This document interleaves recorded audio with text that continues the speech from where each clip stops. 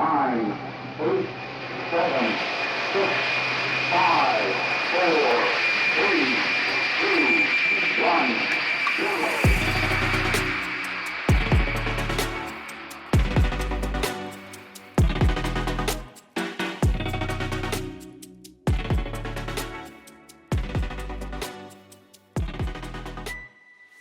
Hello, I'm Tim Robinson, Editor-in-Chief of Aerospace, and with me today is Deputy Editor Stephen Bridgewater and Features Editor Bella Richards. Hello. Hey guys. Hello, Hi guys. welcome to Aerospace NOTAM podcast, another edition of our podcast and video cast these days, looking at global aviation, aerospace, and space news, and what we have in the upcoming in the next issue of Aerospace, August 2024. This edition we're coming to you kind of virtually via Teams, but we have got a nice segment coming up later on in the show. In the magazine and the podcast, we cover everything from GA to spaceflight to airliners to airports, from air law to eVTOLs.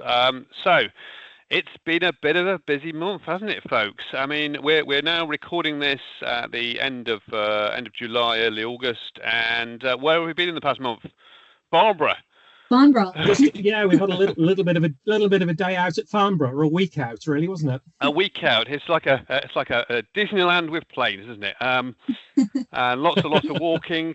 30,000 words done. Lots of steps. One minor injury. And It was not my fault. It was not my fault, and I would like to point out it was not Farnborough's fault either. I fell at the Airbnb. But which is why I'm actually at home today. So I'm a little bit out of action, but all will be good. So yeah, if you've not already checked out our daily coverage, we had 5 daily blogs, we had a podcast roundup, we had mini videos on social media, tweets, posts, lots and lots of pictures, and a great time out at the show. I think it was really, really exciting. Lots of defence news there. Civil news, I think we'd probably some would say it was a little bit subdued, but that is because the manufacturers are working through really get all the delivery side of things and trying to get planes out of the door to airlines. But yeah, I mean, really good that. And then before that, there was RIAT. RIAT was fantastic. I know Tim and I, we were both there on the Friday, weren't we? Then we hot-footed across to Farnborough for the start of the show. But there were so many highlights of the Friday. I think the NATO flypast was really good. That was a great bit, particularly the mass launch, where lots of fighters going off to meet up with the Sentry and the rivet joint. But for me, I think the thing that really surprised me at here we are, 2024, still getting excited about Cold War aeroplanes. Yeah, Phantoms, Skyhawks. U2. There was a U2 that was there, taking off and landing and come back from an operational mission. I think it was somebody said it was 1993 the last time a U2 flew in a British flying display. So what a real coup. But all these fantastic new aircraft, and it's I have to say it was the Phantom that stole the show for me. Yeah, definitely, and also the Harrier as well. Harriers turn up, and yeah, of course. I was having an aircraft tour there, and I came out and saw. Heard a massive noise and air cadets looking at the sky, and turned around and it was this Spanish Harriers hovering. So that was that. Then we also had Global Air Chiefs. So that was me at the RAF's Chief of the Air Staff's Global Air Chiefs big air power conference. Over 60 chiefs. Bella, you got to speak to the US Space Chief as well and have a huddle with them. Again, really, really high quality, top level discussion of what's going on in the air power stuff. And a particular highlight there was the Nordic Air Chiefs at the conference. Obviously, Finland, Sweden, new NATO members, and they were telling the conference about how they, had their approach to air power, and particularly kind of agile combat employment, disperse, survive. Some really sobering stuff from that conference about, are we heading towards war, deterrence, and things like that, and how air power can make a difference. Yeah, so, we're going to have a report on that coming up soon, right? We should have some summary coming up from that as well. Yeah. Now, I know we spoke about Farnborough. We've got our Farnborough podcast, which has gone out, but we recorded that on the Thursday night, didn't we? Now, Friday, Tim, you were there for Pioneers of Tomorrow. Do you want to say a few words about that? Because again, I couldn't make that because I'd got self-inflicted injury. So, but I understand it was a real success this year. Yeah, I mean, so we had the Pioneers of Flight Day, sorry, Pioneers of Tomorrow Day. So that was a STEM day. It was the public day, absolutely packed with kids and queues going around the block. So, you know, you go, people sort of say, oh, kids, they're not really interested in aerospace these days, or older people aren't interested in aerospace these days. Go to the first hall of Pioneers of Tomorrow or go to the air show. You know, queues around the block to see, you know, Qatar Airways Q Suite, queues to fly a Britain Norman simulator from Cranfield Aerospace, Awesome. which is okay. You know, that's even before they got to the air taxis and things like Joby, which again would blow young kids' minds. And then the air displays, well, really good weather, F-35 there. F-15 QA just making jaws drop, and even people just loving the Spitfire. You know, there was Dan Griffin throwing a Spitfire around, and there was kids in the crowd shouting "Whoa!" So that was nice to see, and also we had the society out in a big way.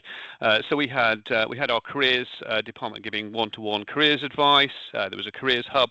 There was a STEMS a bit where we had flight simulators. We had the paper plane challenge that always goes down well, and we had our Falcon 2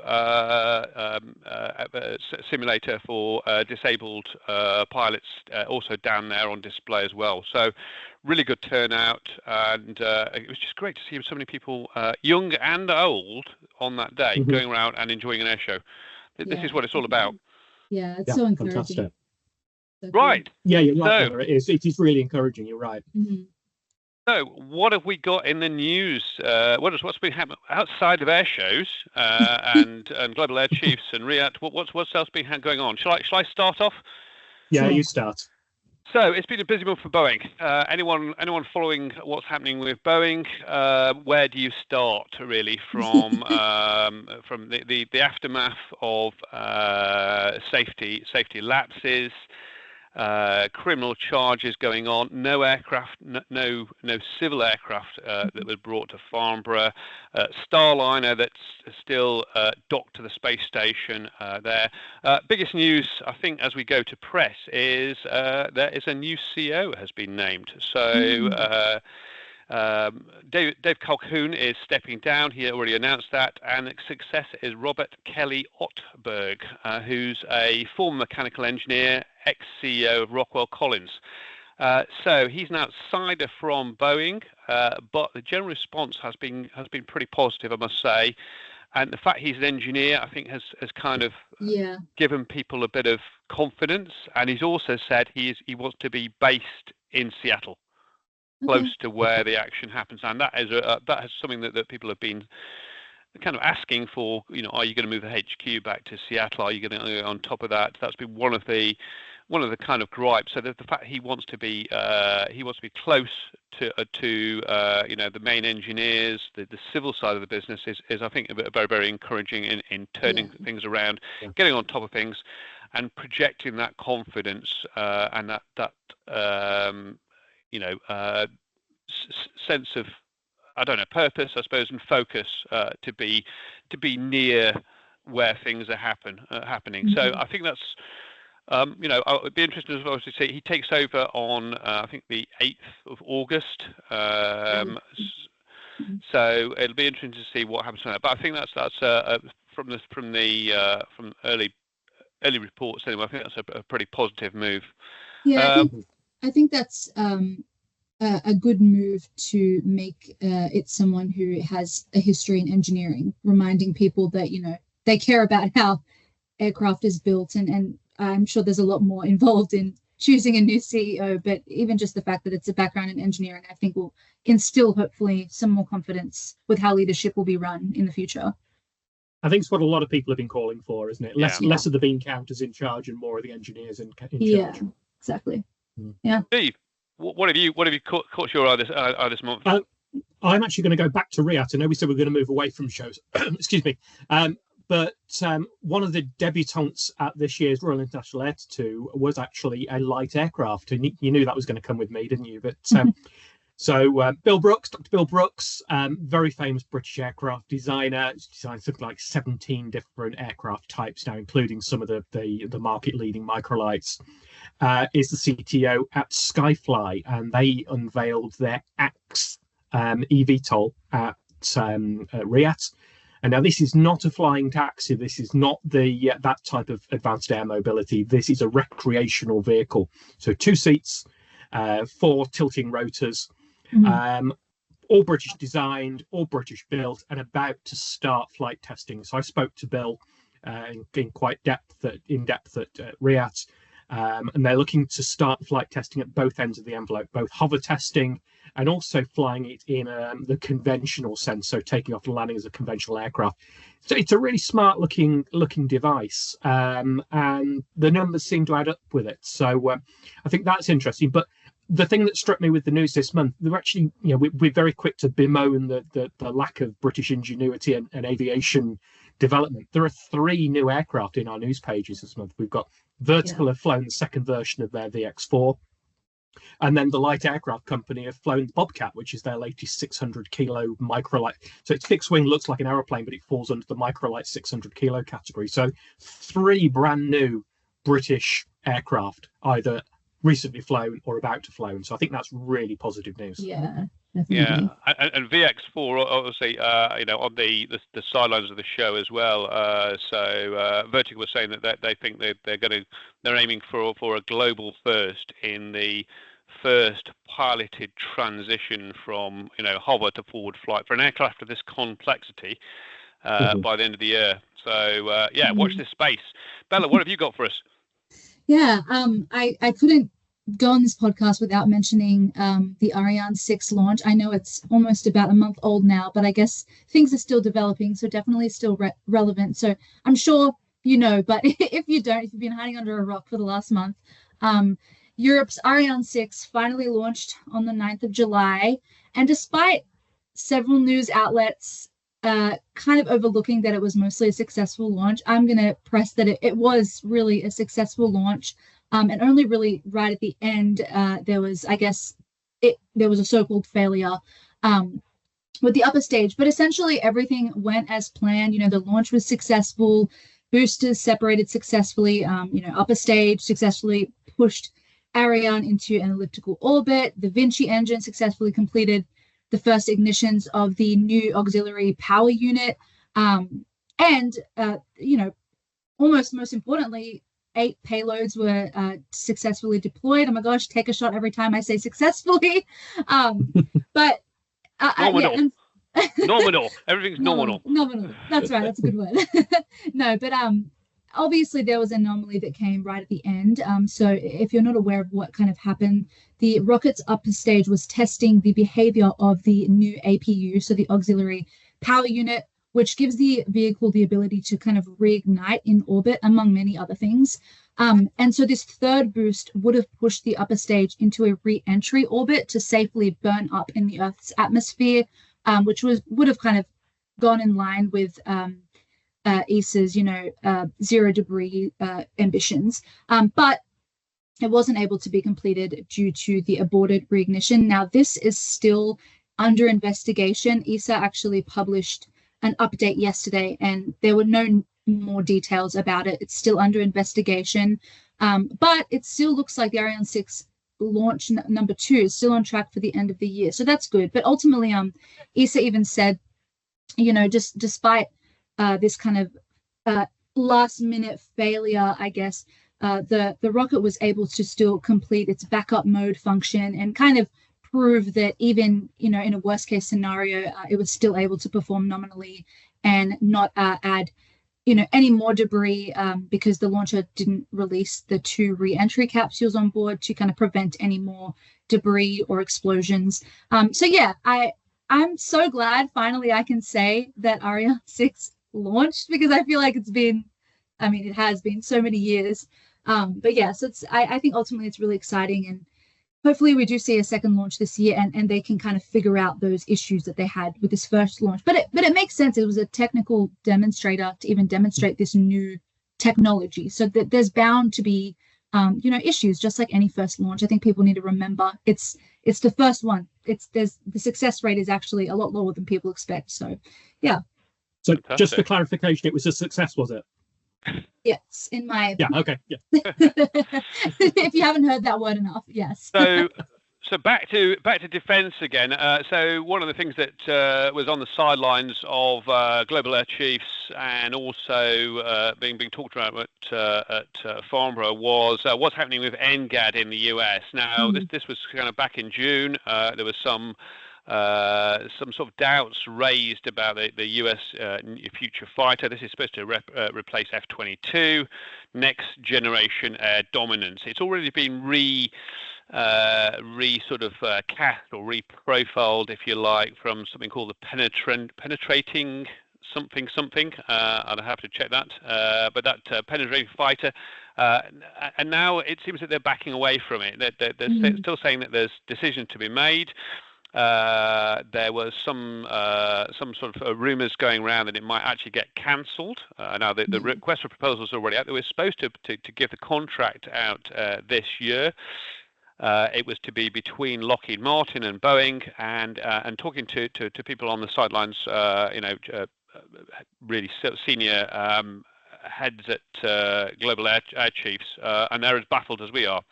So what's going on at the moment? There is the latest news is that they want to pause it, study things a bit more. There's some sort of background talk that something has changed there. They wanted more time to maybe study the collaborative combat air part of this, the kind of drones, and figure out more time. Now, obviously, like I say, it's baffled many industry insiders. People say, "Well, you know, what's the US working on here? What has changed that you don't need an F-22 replacement? And what does that mean for everybody else pursuing future fighting programs around the world? What does that mean for Tempest GCAP, the Franco-German FCAS SCAF? Will that sort of like make people rethink things as well? Also, what does it do to China if they've been planning against this threat, and all of a sudden the US has gone, oh, hang on, we're going to have a rethink. So interesting times again for Enad. I think they're still going to go ahead with it, but maybe it's going to be sort of rescoped again. And the balance maybe, or the mix, has been changed somehow, maybe between the crewed and the uncrewed kind of mix. You see what's happening with things like the collaborative combat aircraft and what they're doing in AI in testing, and maybe that is shifting things more towards the uncrewed side of things. So anyway, watch this space. Steve, what have you got for us? What else? I've got a not so good story, unfortunately. Universal hydrogen. It is a good opportunity for a pun, though. Universal hydrogen liquidated. Unfortunately, run out of funding, run out of debt relief. So Universal Hydrogen, Californian company, may remember, converted a Dash 8 to run with hydrogen on one of its engines.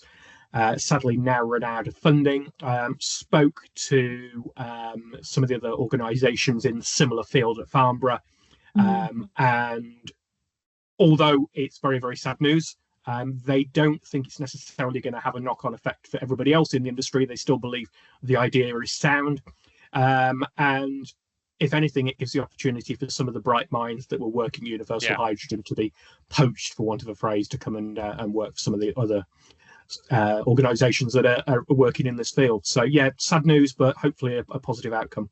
I mean, it was striking at Farnborough how much news there was around sort of hydrogen, the hydrogen sort of developments, hydrogen powered stuff, hydrogen electric. So hopefully that's just them. But we also had other bad sort of sustainability news, didn't we, from Air New Zealand? Bella. Yeah, this one was actually a really interesting story. So this, I believe, happened actually only a couple of days ago. But Air New Zealand is the first airline, I think, that we know of that has kind of removed its 2030 science-based carbon intensity reduction targets. So basically, for a bit of background, the airline committed to cutting its emissions by, I think, 29% by 2030 in 2022. So kind of, I guess the industry is committing to net zero by 2050. So I guess Air New Zealand was making it its own kind of micro targets.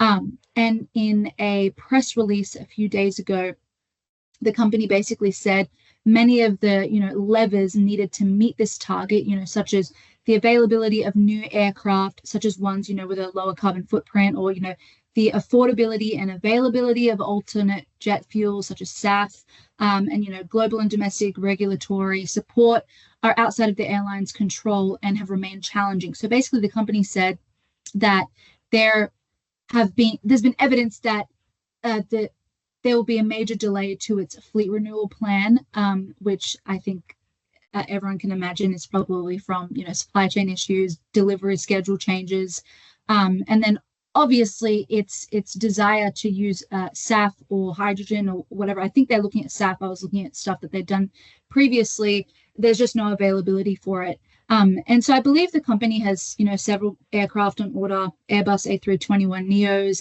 Boeing 787-9s and 10s. But yeah, as I mentioned, Boeing and Airbus have both altered their delivery schedules, and things are taking a lot longer. So I guess it makes sense that they're being realistic. And I think this is an interesting story, because it actually comes like a month later. I think it was a month or two ago when Willie Walsh, the IATA boss, encouraged airlines to adjust net zero emissions if they know they're unreachable, and to be transparent and adjust things. If we're saying we're going to reach this target, but we know that there's nothing actually happening, or it's just not going to be reachable. And so I guess Air New Zealand is kind of the first airline to make this type of commitment. And in my opinion, it's a double-sided coin. On one hand, it does suck, and it's sad to see that the industry really isn't where it wants to be regarding, alternative jet fuels such as SAF. But I think, at least from a PR perspective, ultimately, I think what Air New Zealand admitted was good, because I think customers want companies to be transparent with net zero goals. Mm. They want them to admit that they're doing something, and I don't think Air New Zealand's saying they're not anymore. But they want, you want companies you pay for to admit when they're struggling to achieve something and adjust things, so that when they reach those goals, so that, just say 2030 came and Air New Zealand was nowhere close to reducing emissions by 29%. I think customers appreciate that they've now adjusted it now and can be more realistic. And hopefully this will put some pressure on the industry to recognize, sustainability target shortcomings and how they can be addressed sooner rather than later. So I think funny you're right. I think we're almost going back to the early days of the eVTOLs, aren't we? Where there were lots of promises made that we would have, the flying Uber by 2025, and we know now the damage that those false or optimistic promises did to the industry. So I think you're right, Bella. And being honest upfront, I think is a really good bit. You say it's not that the airlines aren't doing anything. This work is happening, and I think it's important that the industry does emphasize the work that he's doing. It's conversations that I had with many people at Farnborough, and that a lot of work is going on, but we're not necessarily getting that message out to the general public. So absolutely. Maybe this is the opportunity to do that. It's also notable that last year, obviously, there was Albert Baker, former CEO of Qatar Airlines, who came out and said the industry's targets for 2050 aren't achievable. SAF wasn't there, and he got a lot of flack for the time. Was it a gaffe, or was it telling the truth? You decide. And so it's interesting whether that, as a major flag carrier, will now spark off other airlines to be more transparent, more honest, and say, look, we're going to need extra help getting to this point. We need extra. Either scaling up staff will be one way, accelerating development of new aircraft, accelerating deliveries, or regulatory carrots and sticks. So you're right though. I mean, a lot of work being done. It's not that it isn't being done, but I think it's a bit of a reality check. What else have we got? Well, the other thing that is going on, it's another defence story from me, is coming back to the future with barrage balloons. Now, there's a lot of strange things coming out of the horrific conflict in Ukraine. We've had light aircraft shooting down UAVs, UAV on UAV action. Next thing that has come back from World War One and World War Two is barrage balloons, and the Russians are reported to be looking at instituting a network of World War II style barrage balloons, which will be linked by nets to protect critical infrastructure. So obviously from drone attacks. So obviously one-way drone attacks from Ukraine, increasingly sophisticated, increasingly long range. There was a drone strike that reportedly hit a Tu-22 bomber at an airbase near Murmansk, which is just so these long range strikes, and they're just slipping through Russian air defenses. They're slow, they're difficult to detect. So they're going back to now looking back to the idea of stringing up barrage balloons, having nets that float in front of these and to protect critical infrastructure. So it's one of the weird things from the sort of a steampunk war in Ukraine, where you get very high tech stuff like AI and apps that connect things like 1907 Maxim guns, quad Maxim guns in an anti-aircraft role to down incoming Shaheds, drones and cruise missiles. So yeah, sort of an interesting blast from the past there. Steve, you've got one last story for us. I've got one last story. It's a good story. Another blast from the past. Story. It is another blast from the past. Pan Am is back. There's a travel agency or luxury travel agency in the US has acquired the rights to the name Pan Am. We all remember Pan American, one of, in its day, the most glamorous of airlines, certainly in the 30s and 40s. And this organization is looking to recreate some of those Pan Am routes. So I'm just going to read you the itinerary they've got for their schedule here. So this will run next year, so 2025, and it'll go between 27th of June and 9th of July, begin in New York, and then you've got stops in Bermuda, Lisbon, Marseille, London, and Foy in Northern Ireland, which of course was one of the Pan Am Clipper bases. So luxury trip. I've just got one request, Tim. It's £65,500 per passenger. So can we just factor that into the next appraisal, please? Thank you. No problem. We'll put that in there as down as expenses. Yeah, I think it has to be done. Brilliant. Right. Well, we're going to take a short break now, and we're going over to our new segment of the podcast, Specialist Group Insight. So join us after the break. Hello, everyone. Welcome to this month's Specialist Group Insight segment. It's my pleasure to be joined by Captain Stan Rosby, a Fellow of the Society and a highly valued member of our Flight Operations Specialist Group. Stan is a 37-year veteran of the industry, beginning his career in 1987 with Boeing on the 747-400 project as a flight deck design engineer. He qualified as a licensed commercial pilot whilst on that project and launched a very successful flying career.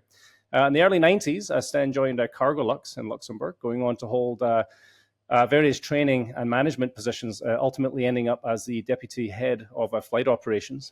He then went on to hold the director of flight operations and COO positions of Cargologic Air and Challenge Belgium Freighters, based in London and Belgium, respectively. Today, Stan is joining us from Louisville, Kentucky, where he holds the position of a 747 technical and safety pilot with a large international airline, and has very graciously agreed to briefly discuss the hot industry topic of GPS jamming and spoofing with us today. Stan, thanks very much for your time. Thanks for joining me today. It's good to have you. Yeah, thank you, Seth, for the very kind introduction. I appreciate that. It's absolutely my pleasure. No, we don't have a lot of time today, so we can't get into a lot of the nitty-gritty and the finer details of GPS jamming and spoofing. But could you introduce the concept to the audience for anyone who may be unaware of what it is or what the differences are? Yeah, they're very often confused terms, and they very simply put, jamming is a denial of service. So basically, you cannot get the signal.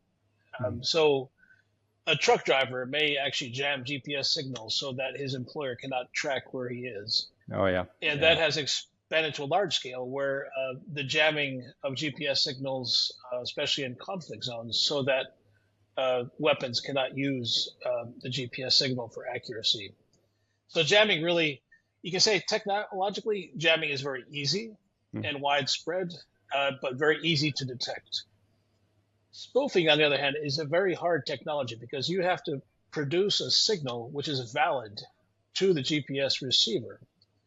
And it actually takes that signal and provides an output of position which is wrong. So in that case, you're trying to, from a military standpoint, you're trying to convince a weapon that is already at its destination, for example. So so it's a very hard technology. So it can be very insidious in how it shows up. So very simply put, jamming is denial, and spoofing is a false signal. Yeah, that makes sense. And how often is this occurring lately? Are there trends emerging around the world that are of potential serious consequence to the industry? Anything that we should be talking about? More jamming has been around for quite some time, and we're used to it. The signal goes away, and we have checklists for it, and it's well known and well indicated in the flight deck. So Boeing, Airbus, Embraer, the OEMs, they have provided us with tools to deal with that. And that's been all over the world. I mean, even in the continental United States, over Canada, over Europe, the Far East, anywhere for any reason at all, whether it's practice or a conflict, somebody has decided that you're not allowed to have that signal.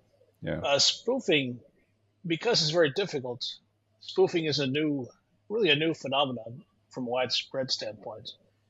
And we're seeing that more and more in areas of conflict over the Black Sea, south of Ukraine, over near the Sinai Peninsula, over the Mediterranean, over Cyprus and near Israel and those areas. So we're seeing that quite a bit. And almost, I think when I speak to my other colleagues in other airlines, it's really on a constant basis you see that spoofing.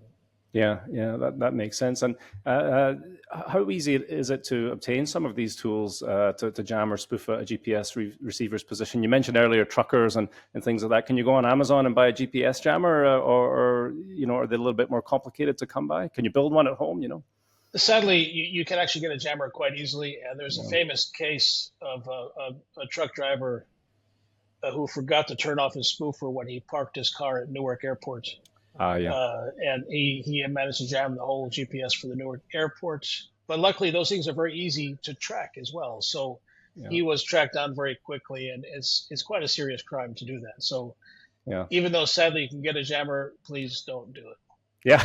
Okay. Fair enough. And I guess on the spoofing end of things, then that would be more of a sort of a high level military type operation, you would imagine. Yeah, that's a high level I believe it's a high level military. You need quite some resources to do that. It's technologically very difficult. So and I hope it stays. Well, I'd like that to go away completely, but hopefully that's controlled to a higher level.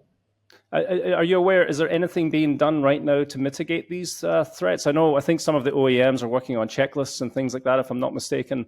But is there anything that you know of technologically that's being done? I mean, is there anything that we can have on board the aircraft that would help mitigate the threat of spoofing, for example? I guess jamming is a little tougher, but...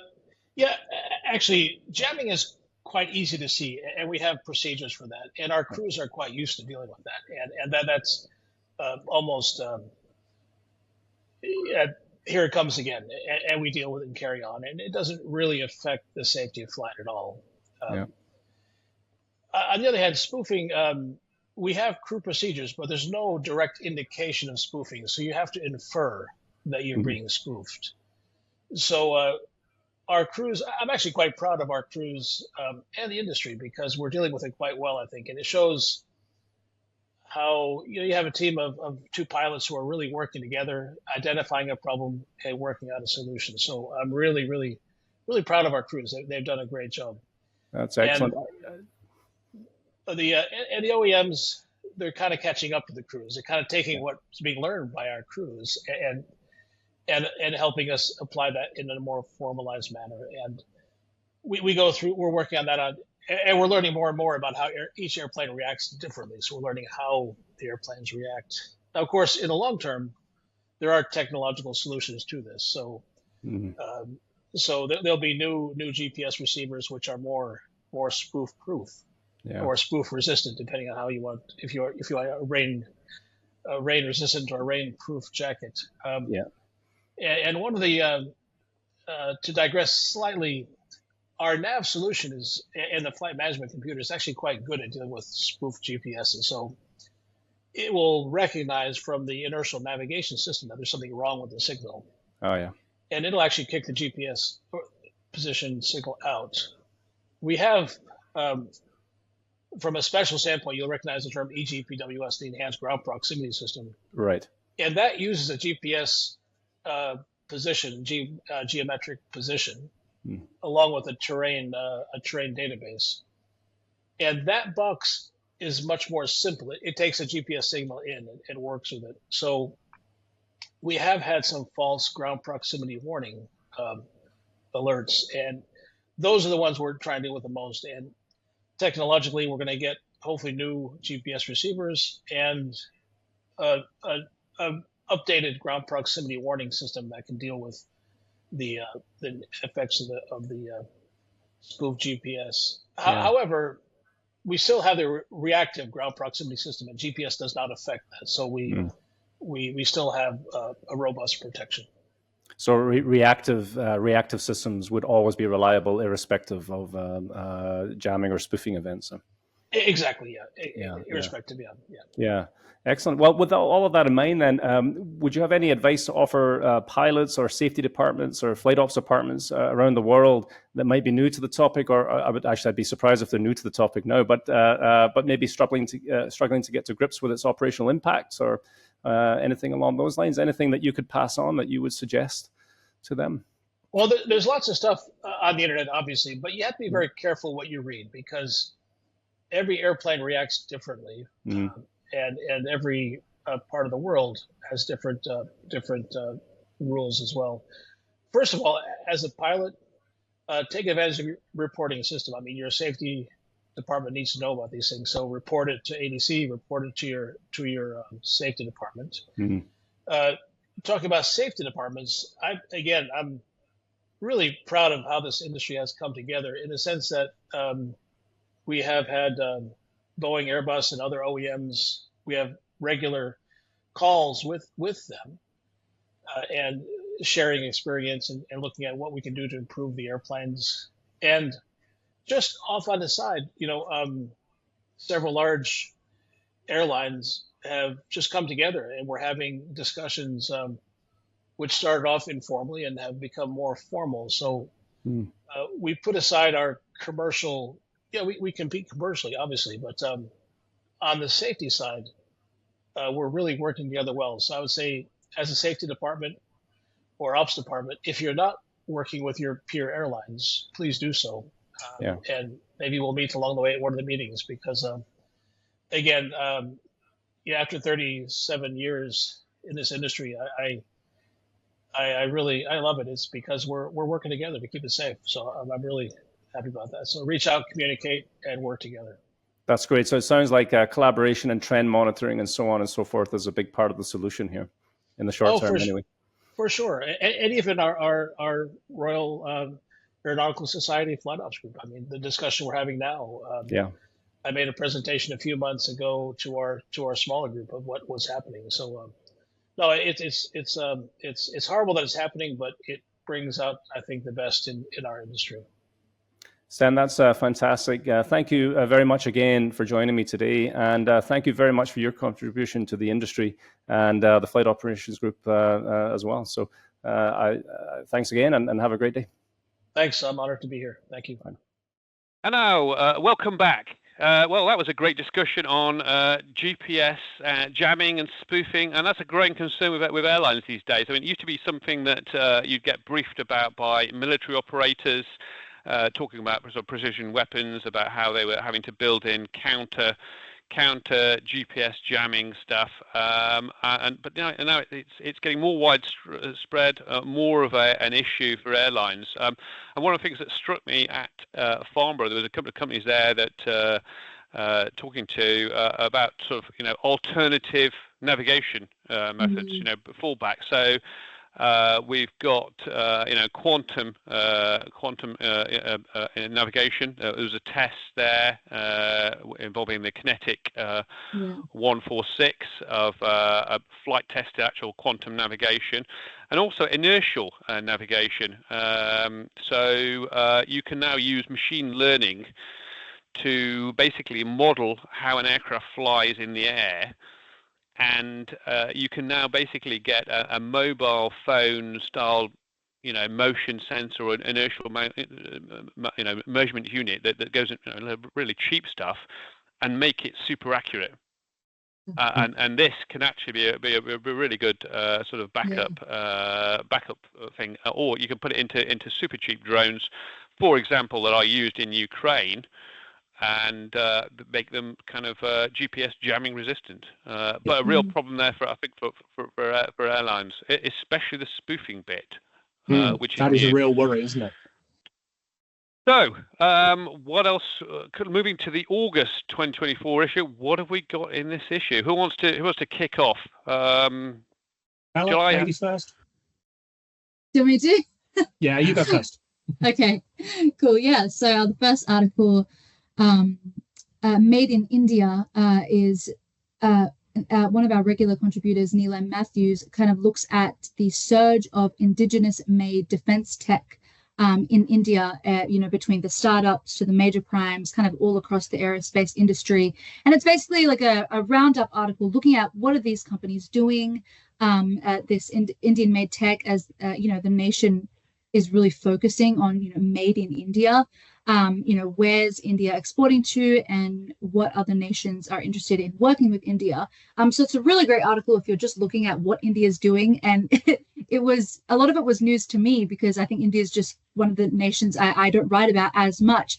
And I was like, wow, India does a lot. So yeah, it's a really great article from Neelam.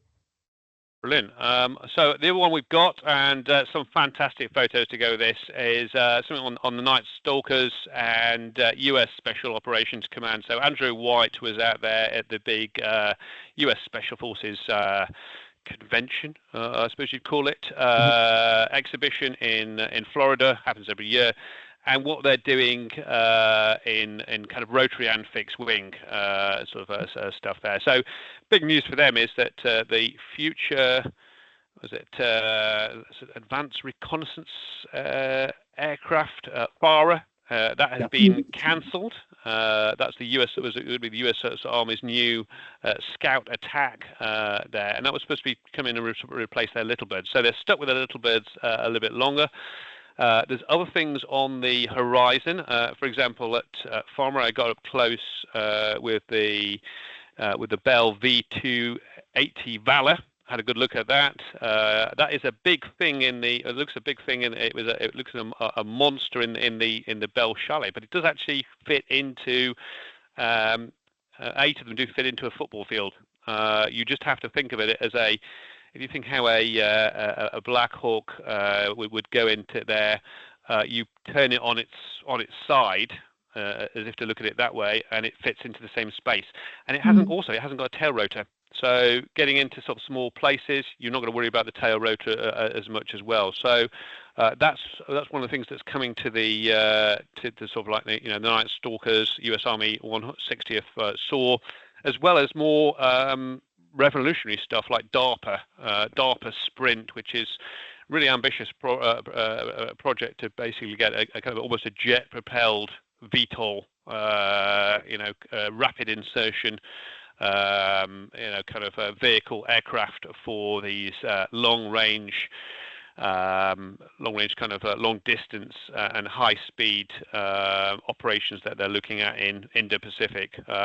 Clue to where what's going on is some of the wraparound camouflage we're seeing on some of the Black Hawks and Little Birds, which is kind of this blue and black. Well, it's almost blue and purple in places, isn't it? It's very Indo-Pacific type colours. So yeah, a little bit of a clue there. Steve, what's caught your eye in this next month's issue? Well, we got quite a few human factors related articles in this issue. One we got from Cole Southern, who's from our human factors group, the engineering part of our human factors group. And this is from a survey and a study that was done. They actually recruited through an advert in aerospace a while ago. And it's looking at, we're still having flown aeroplanes now for 120 plus years. We're still having maintenance related accidents, and looking at what can we do to help this. So it's really looking at what he's called a human-centered design for maintenance. So actually designing the aircraft, how we actually have the human factors within the MRO shop that we can actually improve safety. So really interesting feature. Yeah, and it's something that's neglected, isn't it? I mean, everyone thinks about human factors. They think about the flight deck. They think about preventing pilots making mistakes. They think about checklists for pilots. And really, one of the things that there is is on the MRO side of things. It was interesting. Again, going back to Farnborough, there was a breakfast briefing there, looking at what top trends in aerospace, and one of the things was MRO. And one of the comments there was, what's the biggest innovation coming in our MROs? And nobody sort of mentioned drones, AI, or anything like that. They said skilled technicians. Technicians who know how to prioritize and work through a task list and things like that. It's the human factors of having trained people, which I think was really interesting. It's kind of back to roots, back to basics approach. Forget the technology, get somebody who knows how to actually work on this stuff. Yeah. Well, if you don't mind, that actually links into another article that I want to talk about, actually, which is our Sustainable Hangar of 2050. Yeah. Which is another Aeronautical Society related article, because it's from our air transport group, and they had their Sustainable Hangar of the Future for 2050 conference at Cranfield back in May, was it? And it was the same time that we did our FCAS conference, wasn't it? Our Future Combat Conference. So again, looking at innovations within the MRO field, and you talked there, Tim, about drones, and one thing they mention in here about is using drones for surveying aircraft tails, high parts of aircraft during the MRO maintenance period. So normally you'd put scaffolding up, and obviously the risks that go with that. And I'm just going to pull out one interesting quote here from the article. It's that, using drones for higher risk upper part inspections, where there have been more than 600 minor injuries in the past 5 years. So by reducing that risk of scaffolding, so yes, the article looks at the sustainability side of the hangar, but also that new tech coming in as well, which I think links in very well with that human-centered design for maintenance. So two features there which run back to back and are really closely aligned. Brilliant. We've also got an article here by veteran journalist Bill Sweetman, and one of the things at the Farnborough Air Show was a lot of eVTOL mock-ups at the show. A lot of things there to look at, sit in, try, simulators, even to have a play with. Not actually flying this show, but Bill's got some questions about some questions really for people thinking of investing in the eVTOL sector, and some sort of skeptical thoughts there on what's happening in advanced air mobility. Why has no one ever done a Blériot style round trip of 25 miles with a full load of passengers, recharge, come back, things like that? Also, low level flight. He's talking about that. Everyone's assuming clear skies and not bumpy weather. Anyone who's flown in a light aircraft can probably attest to it's not all smooth sailing. Battery technology, another thing. ATMs, and also a key question here is attracting people into the industry, and if the route there is to automate these flying vehicles, as Wisk is going for, and people are looking to the future of, what's the pull factor apart from this looks cool at the moment for people wanting a career in there, especially if they've spent a whole load of money getting putting a mortgage down and getting a second mortgage or to get a commercial pilot's license at the moment. So that's a big question as well. So really interesting thing, just to present some questions there for people to keep in mind, and sort of balance out a little bit of the hype there that this sector is producing. Yeah, I what think about you, Bella? Really important. Sorry, no, I was just commenting, saying I think articles like that are really important, and sobering, because it's true. We can be so excited about a kind of new level of the industry, but there needs to be a balanced view and looking at those questions. And I think it's just laid out well, like what are the questions we're all thinking of, when it comes to this kind of newer part of the aerospace industry. Yes, an article, a really relevant article. We've been speaking about supply chain issues. It's a common thing. And what started out as kind of like a post-COVID symptom has now become very normal. So Paul Adams is kind of looking at what are the major causes of supply chain issues that we're seeing right now.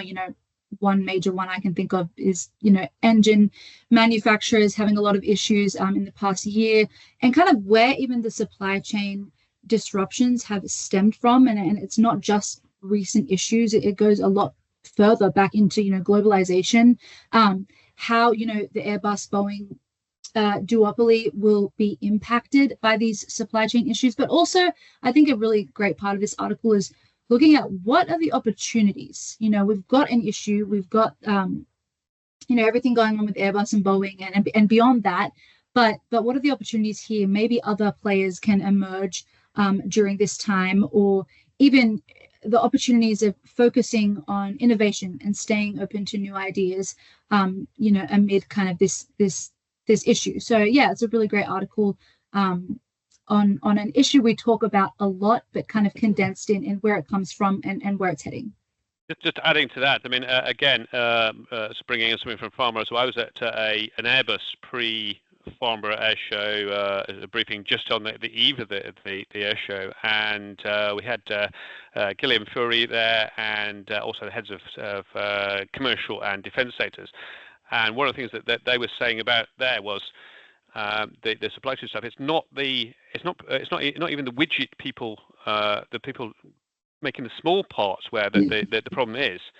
It's the next tier down. It's the people supplying the whole, the whole engines or the whole structures, where they're having these big problems. So the bottleneck is quite at the top of the chain, which you'd expect. Well, hang on, okay, well. So it's quite a sort of tricky part to a tricky challenge to sort of solve if it's got that far up the supply chain and you're still having these issues. It's not just so and so manufacturer of widgets has gone bust. Let's just go to another supplier. It's really sort of like right at the almost at the very top of the supply chain. Yeah. Steve, what about you? I've just got one more human factors story. Actually, it's from Kimberly Perkins, who's one of our regular human factors correspondents. She's an airline pilot as well, human factors specialist. She's teamed up this time with Isaac Sharif to look at standard operating procedures and what she refers to as cracking the SOP compliance code. So very complex article, but really interesting, looking at we put so much emphasis on the statistics of SOPs, whether it's the portion of landings that are within point A and point B on the runway, but actually looking at the outliers and how we should be analysing it. Is data king, or is there more that we can analyse from this from a human factors point of view? So again, another really interesting feature. That will be a good one for all our airline pilots readers. Must read. And the other one we've got in this month is Iron Dome. So there's a lot of talk about obviously Israel's Iron Dome earlier this year. Was it suitable for the UK? Air defence, revitalising UK's air defence is a big priority. I would expect it to be a part of the upcoming strategic defence review. Obviously, this was written before the strategic defence review was announced, but I think that's going to be fed in, and it's even made it across to the US at the moment. Presidential candidate Donald Trump has sort of like name checked it about protecting the US, but there are sort of drawbacks with this, in particularly in that the Iron Dome it's optimized against a certain type of threat in the sort of short-range rockets. So a very, very capable air defense system against rockets, mortars, things like that. Less so against cruise missiles or hypersonics or long-range attack drones that could be coming in from any direction.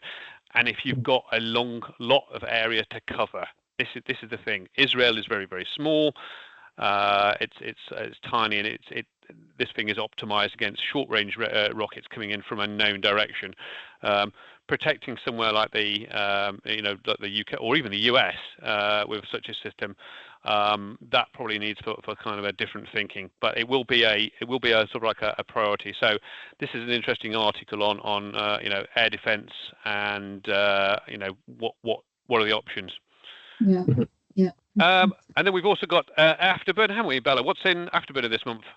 Yeah, as usual, it's always a packed Afterburner. Yeah, we have a kind of lecture report from the Berlin-Brandenburg branch, celebrating NATO 75. We've even got some images from our latest Aero Society late movie night, which happened in June, watching Top Gun Maverick, the sequel? Yes. Is that the right word? Sequel, yeah. It's the sequel, yeah. That was a great night. Yeah. It was brilliant. It was a brilliant night. Yeah.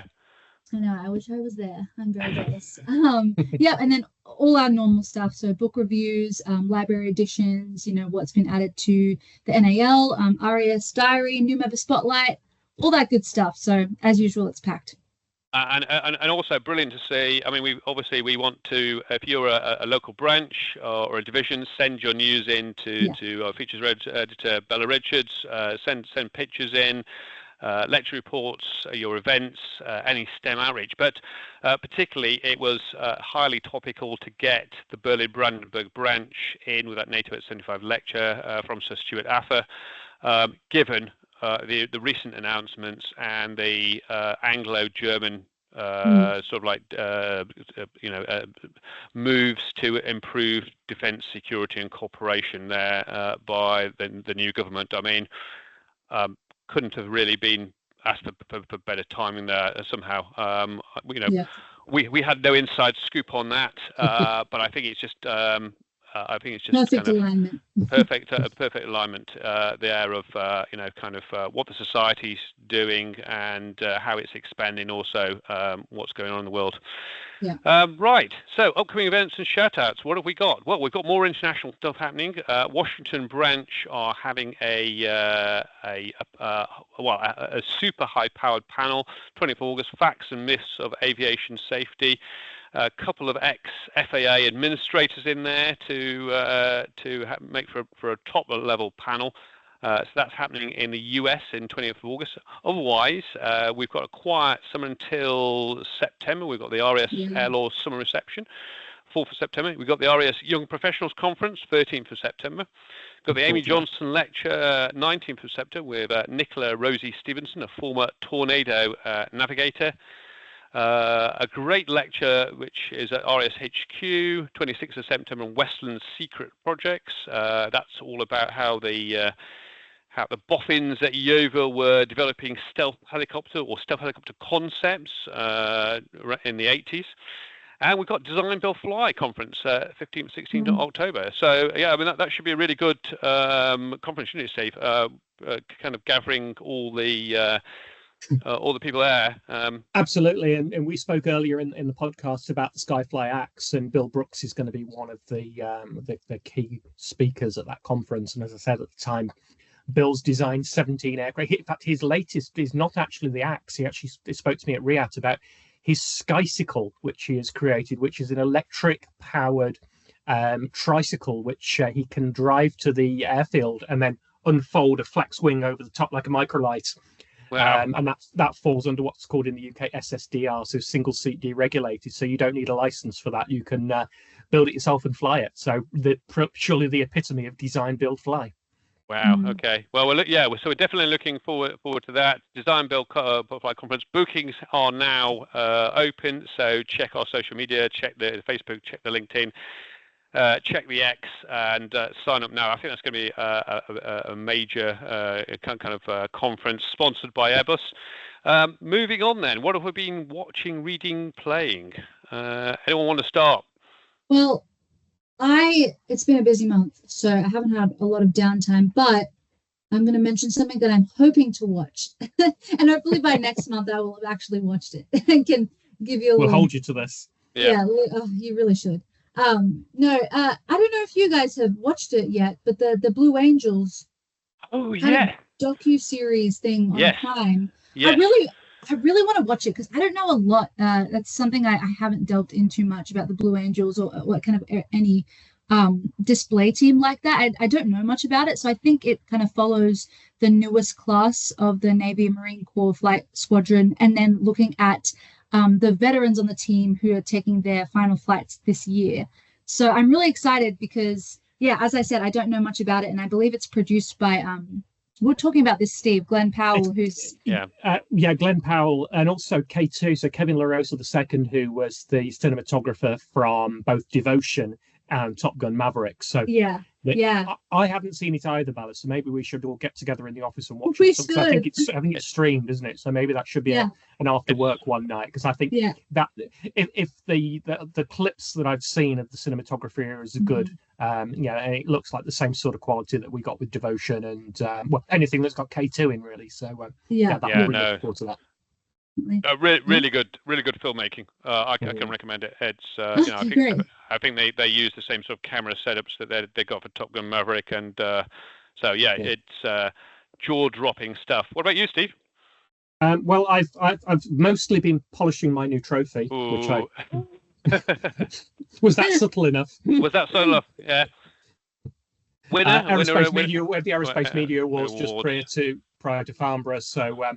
I was honoured to be awarded the award for Best Propulsion Article of 2024. So that was very nice. So thank you for that. In terms of watching, I've actually been watching some aerobatics. And this was a new thing in that there's a new contest in the UK, the British Open Unlimited Aerobatics, which took place at Sywell on the 14th of July. And it was actually streamed live and free. So through their Facebook page. That's cool. And I think this is a great for sporting events like that. I think, and particularly in terms of improving the sort of the aerology of the public, actually free streaming something like aerobatics, because it's a very visual medium. You've got bright coloured aeroplanes doing fantastic manoeuvres. The really good news, it was won by a Briton. So we got competitors from all over Europe. So we got Hungarians, French, Italian, Polish. It was won by a British pilot, and it was won by a female British pilot. So Melanie Asters, she lives in France now, but she was born in the UK. She represents Team GB. She beat all the men, and she came first in the British Nationals. It was also in the freestyle contest. It was won by Mark Jeffries, so former British aerobatic champion, very famous display pilot, all-round good egg. A British 1-2 effectively, so really good, great, and streamed for free, so that was great. It was 14th of July. Fantastic. Tim, I'm guessing you haven't had a huge amount of time, seeing as you've been doing gas and So I managed to watch the new single from Public Service Broadcasting. So you and me, Steve, of course, we were both hanging on. Well, we were both on tenterhooks as to what it might be. We were trying to guess all kinds of things. Where it was an airline style logo. Was it Vintage Airlines? Was it Concorde? And it turns out to be all about Amelia Earhart, so their new album. And the first single, Electra, Public Service Broadcasting, really good bop, a really good video as well. It's on YouTube. Go give them a listen.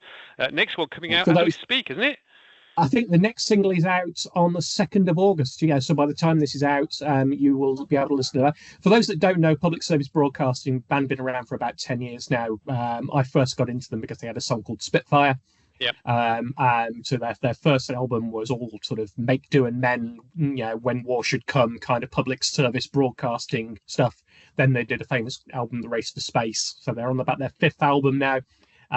It's a difficult concept to describe in terms of they take sound bites and put to music, but give it a go. Honestly, it is fantastic. Fantastic, yeah. And the other thing, so I haven't had, as you might guess, haven't had much time, downtime, but I did get to have a little bit of a play with the DCS World F4E Phantom in DCS, and what a digital work of art that is in terms of immersing you into, 60s, 70s kind of combat aircraft of. I mean, even the startup procedure is just completely and utterly. you get into or you go to air shows and something tells you how to start up an F-35, or says here's a Gripen E, or here's the boom cockpit. I had to go in the boom flight simulator, and it's all logically laid out and stuff like that, and press a button and away you go. And this thing is just kind of like buttons everywhere. It's all like a shotgun aimed at the cockpit. An ergonomic nightmare. Yes, and things that are behind your back, and then there's all sorts of weird things like test the auxiliary hydraulics, for this, test test the other. That's even before you get in the air. That's like a scramble start that's taking half an hour. So really, really immersive stuff, and just shows you how far things have come on, and recreated in that kind of exacting detail that you're and especially if you're using VR, you can sort of smell the stale sweat, the oil, and in the cockpit of this thing, it just looks lived in, and it just looks like a classic, and the Phantom. I mean, who doesn't love it? It's seeing them at Riyadh. And seeing the Turkish and the Greek ones at Riyadh, and such a classic, iconic Cold War fighter, and then being able to kind of fly one virtually. So that might be involving some of my downtime this summer. Right, so we're coming to the end of it. I'd just like to, we obviously mentioned Farnborough quite a bit this issue. I'd just like to give a shout out to some of our helpers there, to Jack, Katie, Angelica and Alina for helping us out on the coverage. You may have spotted some mentions to them during the week. They were great in helping us out, and also in doing some of the video coverage that we got out of that. So a big round of thanks to them. We had an extra bit of help there, and they were really, really useful. So thanks guys. So finally, where can people keep up to date with the RES and the mag? Anyone? AEROSociety.com is our website. You'll also find our regular NOTAM podcast. Our Insight blogs there twice a week, and our NOTAM podcast. On social media, you'll find me on @RAES Steve B, and you'll find me as Stephen with a PH, Stephen Bridgewater, on both LinkedIn and Facebook. Yeah. Bella? On X, I am also on RAES Bella R. Brilliant. And I'm still RAS Tim R on X, sharing aerospace news and bad aeroplane puns. So as ever, views, questions, feedback, do send them in. Do send any questions in, requests, etc. We're also on SoundCloud, Spotify, iTunes. If you can't stand the sight of our faces, you can also listen to the audio version. And we'll see you next month. Yeah. Take care, Bye, guys. See you next month. Bye. Bye.